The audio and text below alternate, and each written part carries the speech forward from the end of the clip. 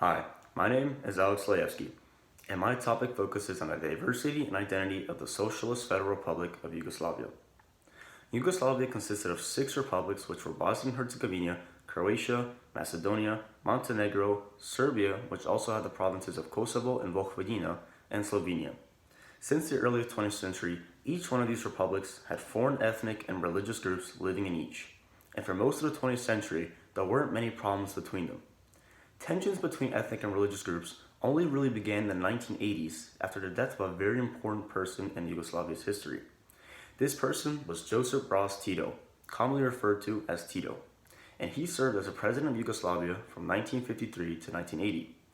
Tito gained massive fame and popularity by leading a resistance group known as the Partisans. During World War II, Germany invaded Yugoslavia, and one of the tactics that they tried to use was to try to turn different ethnic and religious groups against each other, so that they could be beaten easier.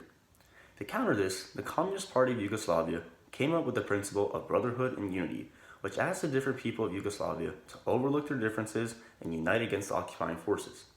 This principle became one of the most important domestic policies for Tito's presidency. He believed that each cultural group should be free to express themselves without any resistance from other groups.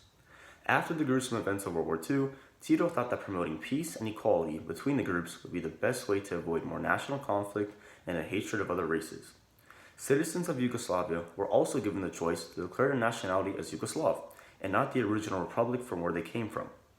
However, the majority of people that lived in Yugoslavia kept their identity as the republic that they were originally from or the religion that they practiced, but there was a small minority of them that chose to be Yugoslavs.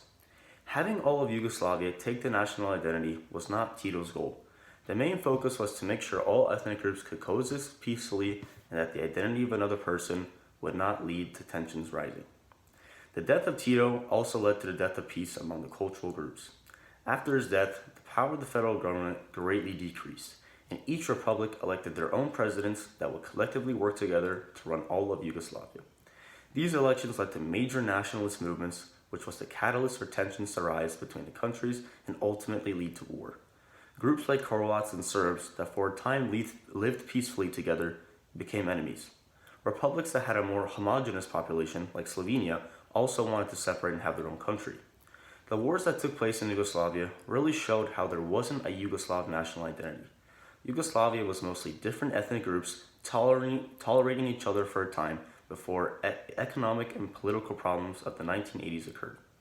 Even when times were better under Tito, only a slight minority declared themselves Yugoslavs when the rest of the people kept their nationalities and ethnicities. Thank you.